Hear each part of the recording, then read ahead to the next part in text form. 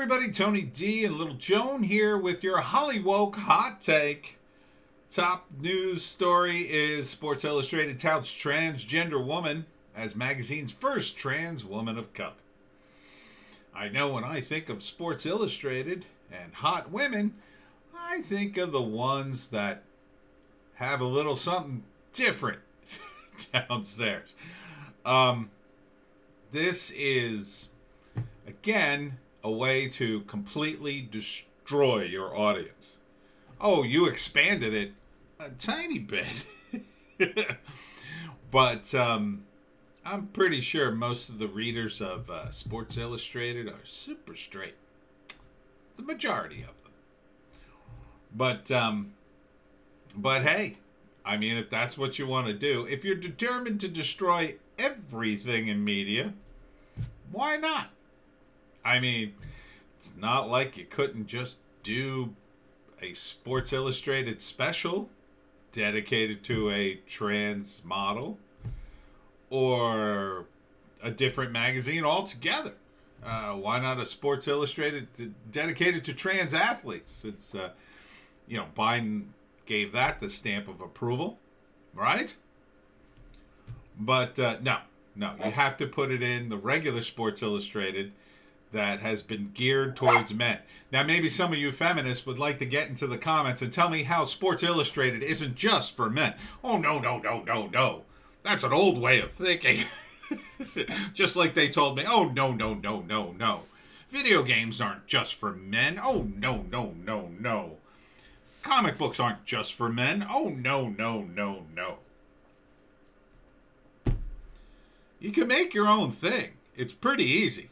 Come up with a title, when you got money, like the people at Sports Illustrated, you can make your own thing. You don't have to keep changing the things that have sold very well. But you keep doing it, it's very Hollywoke. Right, Joan? Here. Oh my God, I got to just stuff her full of treats to keep her in the videos now. Here are 3 treats. There you go. Ugh. Oh, by the way, we have another installment of Forbidden News today. There's so many news stories today. I had to put out another Forbidden News. All the topics I'm pretty sure we can't talk about on YouTube. At this point, I'm completely lost. This could be one of them. I almost put this in the other video, but, Hey, look, my friend is trans. My friend of over 20 years is trans. This has nothing to do with trans people, per se. It has everything to do with taking a product that has appealed to an audience for decades and just throwing the audience away and putting out something completely different, expecting them to accept it. This is radically different for the audience. If I had, let's say, a cooking show, ladies, let's say the ladies out there, right? One of the cooking shows that's very popular is Rachel Ray, right? Well, let's say tomorrow I replace Rachel Ray with, I don't know, The Rock. And instead of cooking, he punches guys. Oh, what? What, you hate men? That's the kind of transition we're talking about here. You don't need to ruin the Rachel Ray show with something that's so off the mark for its audience that you couldn't just put it in its own show. This is that. She, if the Sports Illustrated people believe that this can work for all audiences, why not have a special Sports Illustrated? They've done it a million times. A special issue of Sports Illustrated. It's nuts. It's just relentless wokeness and trying to capitalize on that from an audience that is so friggin' tiny. And I'm not talking about trans people, although some trans people I'm sure would be interested in this. But it's mostly Twitter. It's just Twitter, man.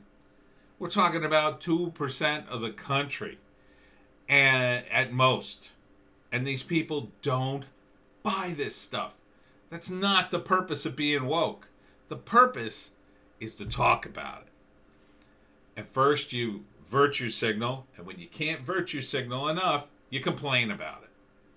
And that's exactly what's going to happen here. At first, everybody go, well, it's about time. That's what they'll say on Twitter until they look at the issue, which they won't buy. They'll look at it online and go, oh, well, they only had one woman of color who's trans. What about a person of indigenous origin who's trans? And where's the disabled trans person? Yeah. It will never be enough for these people because their reason to exist is to complain. So you've not destroyed, but you've probably damaged the audience. Because there are guys who read this magazine and they love it. They don't want this. And it's not that they're transphobic. It's just that they don't want this. They just don't want this. Okay? It's as simple as that. If you have a magazine about cars, and it's all about cars, and then suddenly you decide, well, this is a special issue where we're going to put in women's shoes. It's not that the men who buy that magazine hate women's shoes. It's just that that's not what they bought the magazine for.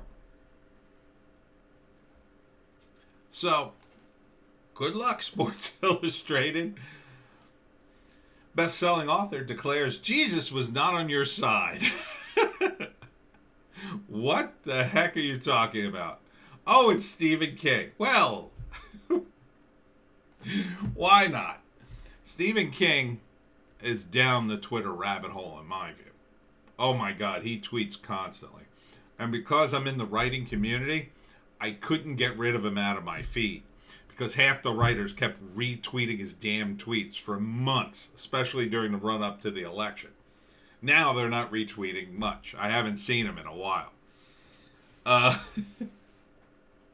Jesus was not on your side, King wrote in a terse tweet Friday. King, whose tales have become box office smashes, blah, blah, blah. What the hell are you talking about? Did he have any kind of explanation?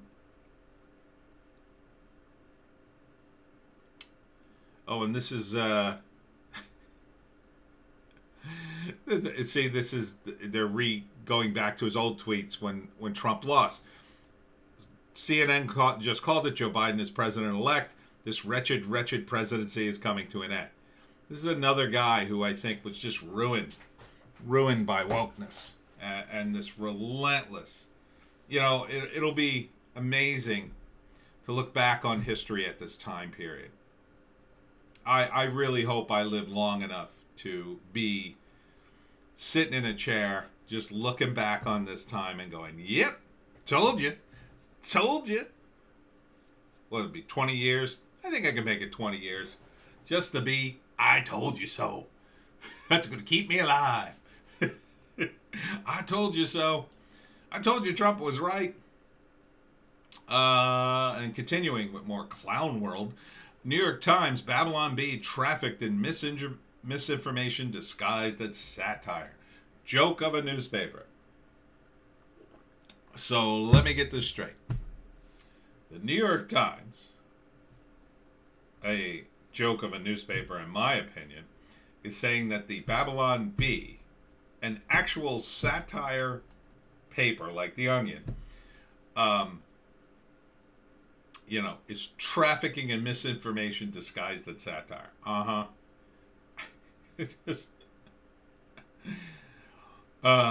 The headline at the New York Times was promising for political cartoonists. The irony was that Facebook didn't recognize irony, as Facebook became more active at moderating political speech. It has had trouble dealing with satire. It appeared on the front of Saturday's Business Day section. Facebook does not get satire, just does not get satire.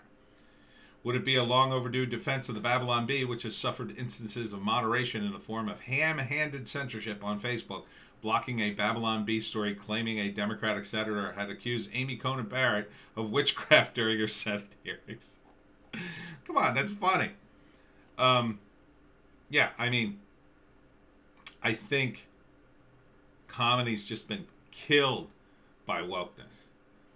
You know, in my view, John Oliver has just become a frothing maniac who can't stop smelling his own farts comedically. You know, Stephen Colbert's broken. I totally had a character who I based on him and Colbert. I said what I needed to say on that, and I've said it before. I think Colbert is completely broken. During the Bush administration, he was amazing. He was just absolutely amazing. But he can't, I think, bring himself to criticize his own. And partly it's money. Because if he does, they'll find a new host for that show. Suddenly those ratings won't be high enough, I think. Because he'll get Twitter mobbed. I think there are a lot of people in Hollywood, they're just petrified of the Twitter mob. And you got to stand up to them. It's as simple as that. Gina Carano did, and she's going to be fine. You had to have, and really, it's because it's just like what happened in Portland with the rioters. Because they didn't stand up early, it's gotten to the point where now the rioters are more powerful. The Twitter mob is more powerful than it should have ever gotten. Because you people didn't stand up to them. In fact, you encouraged it on Jimmy Kimmel, reading the worst insults and laughing about it and becoming so blatantly partisan. There's a reason Johnny Carson was the greatest late night talk show host who ever lived. It's because he wasn't political. He wasn't. He was friends with everybody. Now, it was a different time, but he stayed away from that stuff. It was a smart move. The Hollywood people just don't get it, right, Joan? Joan knows. Joan's very political, though. She could never stay away. But could you cancel this cute little face? I don't think you could. I don't think you could. Not this cute little face. Ugh, stinky cute little face. And here's the result. U.S. box office cratered 80% in 2020. I noted that no one covered this in Variety or Deadline or Hollywood Reporter today. Thanks to the nationwide beer virus closures, the lockdowns of major movie markets from New York City to Los Angeles, the U.S. box office crashed 80% last year, according to a report by the Motion Picture Association. Research found that the box office fell $2.2 billion in 2020, down 80% from 11.4. Now, yes, you can blame some of it on the beer virus, but you people own the media outlets that encouraged the lockdowns. You have no one to blame but yourselves. And now new Hollywoods are opening up in the form of politically motivated, conservative Hollywood. It's coming. And it's going to leave you people in the dust. Because you're going to be years apologizing to your audiences. Oh, yeah, we didn't really mean that. And then it's going to come back as a meme on the internet again and again and again. You're going to have to get rid of every woke celebrity, every woke TV show. Every major figure during this era will have to go. Almost everyone. A few of them, who were sort of not woke might survive. But someone like Kathleen Kennedy, at some point she'll go, I think. But once she does, once this is over, she'll never work again, in my view. I don't think these people will ever work again, because they will get canceled just as they canceled people. Much worse than you're seeing. You're just seeing the beginnings of it now, right? You're seeing the wokerati getting creamed by their old tweets.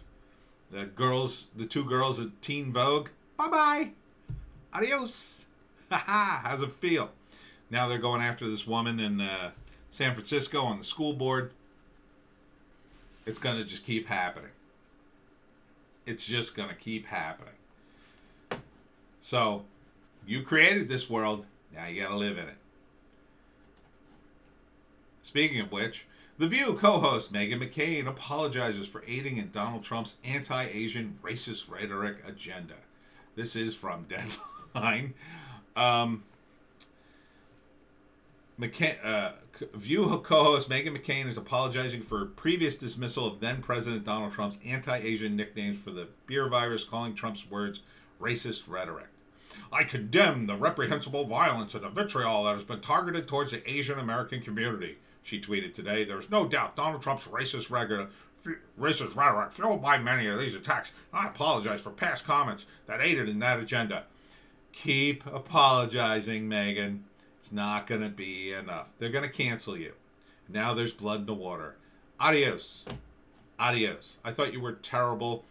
A lot like your father. I felt you betrayed any sense of conservative causes in your rhetoric.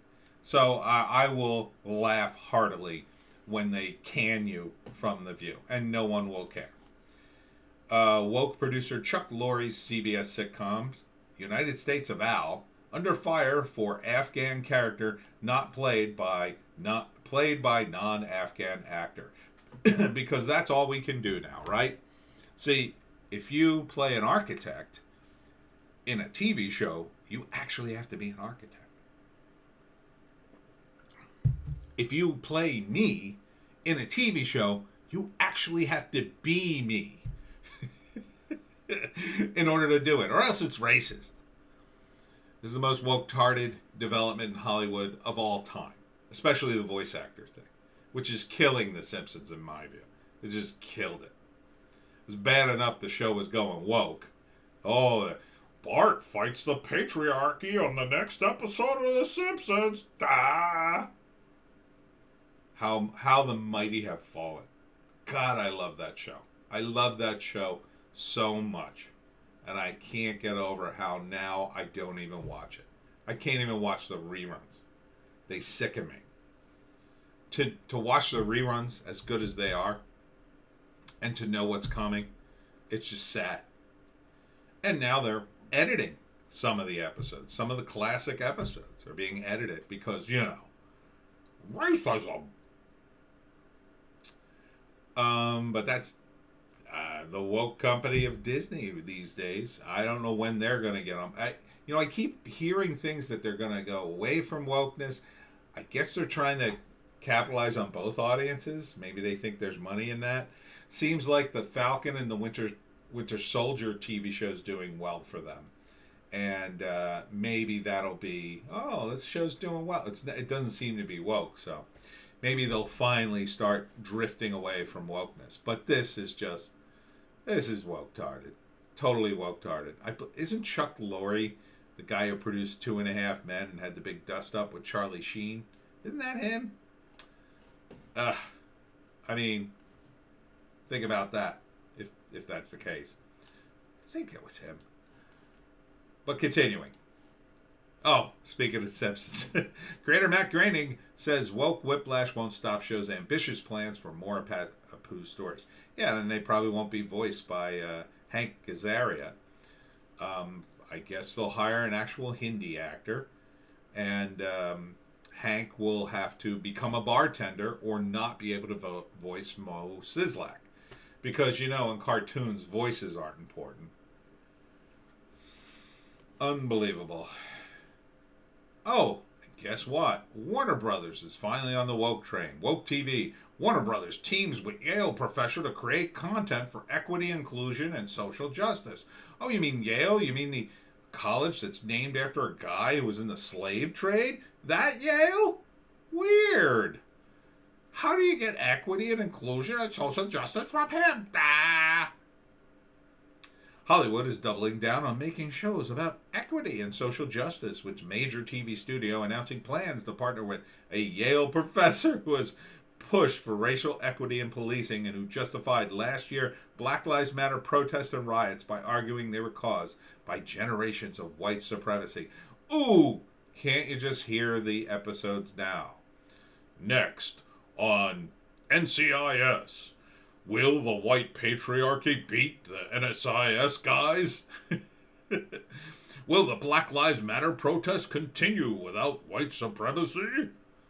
I mean, where are they even going to find actors? I guess all the white actors that you won't cast anymore is the lead, so we'll have to play nothing but bigots now. And I wonder if they end up casting any non-white actors as the white supremacists. Will there be an uproar about that? I wonder. Or will it just be these shows will suck and no one will watch them? That's what I would bet on. I mean, look at Batwoman, which they keep doubling down on, amazingly enough. Don't ask me to watch Batwoman. I'm not watching more Batwoman. That show is woke-tarded to the next level. Screw that. I cannot watch it. It's painful to watch. That first pilot episode of the first season was brutal. And that was the best one, apparently. Whew. No. Don't ask me. I'm not watching Batwoman again. It's awful. Awful show. Finally, a little white pill for you. Mark Wahlberg to star in faith-based film Stew. A-list Hollywood star Mark Wahlberg set to star in a faith-based film Stew with first-time director Rosalind Ross. Wahlberg will produce the film along with partners Stephen Levinson. Blah blah blah blah blah. Good. I'm not sure this is much of a white pill. Doesn't sound like it's going to be a big film, but maybe, and maybe this will be such a hit it'll turn the boat around. Because I'm betting on the anti-woke Hollywood. It's going to be big when it hits, and you're not going to be able to stop it. And all you woke idiots are going to be like, oh my God, they're not casting any trans disabled people anymore. Yeah, they won't. Because when trends die, that's it, baby. And you've set the standard now. You've set the standard. Oh, well, we don't have any trans characters in the script, so we can't have a trans character play a non-trans character. Oh, how could that work? Right? Because you set the standard. See, if it's a black character, it has to be played by a black guy. If it's an Afghan character, it has to be played by an Afghan guy. If it's a straight character, sorry. Sorry, Neil Patrick Harris. There are no gay characters in this script. That's what you've created for yourself, you morons. These lefties cannot help but shoot themselves in the foot. So, for instance, all the woke censorship going on now, right? On Twitter, on social media. Where do you think it's all going? It's all going. It's going to end up censoring the left. It's going to end up censoring you guys. Because once this trend ends, guess who's going to be in charge? Guess what happens when the money people get sick of you? They'll throw you out. They'll go back to whatever's popular. And if it's popular to stomp on you, and it will be, they're going to do it. And they're not going to tolerate any more of this Antifa nonsense. So when the police start abusing people again, but for different reasons this time, it won't be a racial thing. It'll be for, I don't know. I don't know what's going to happen in the future. It'll be for something.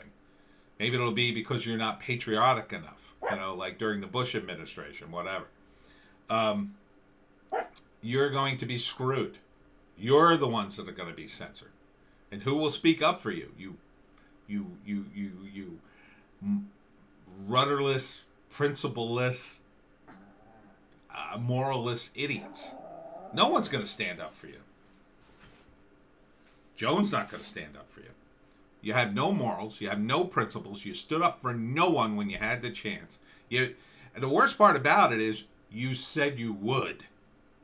You pretend you have morals and you don't. Oh, we're friends of free speech, but we just don't like hate. Oh, okay.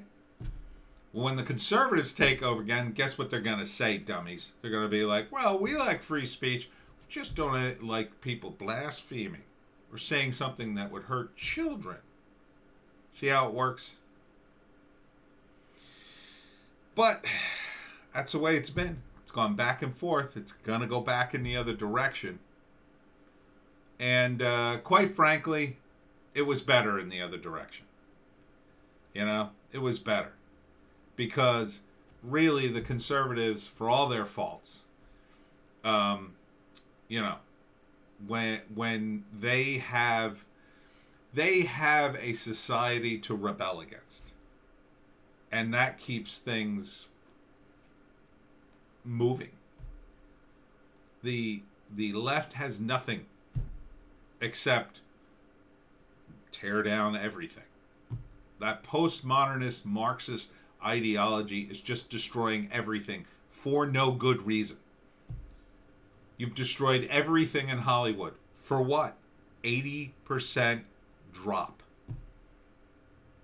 It's destroyed the business. And people who act and write, they just want to make stories and act and write.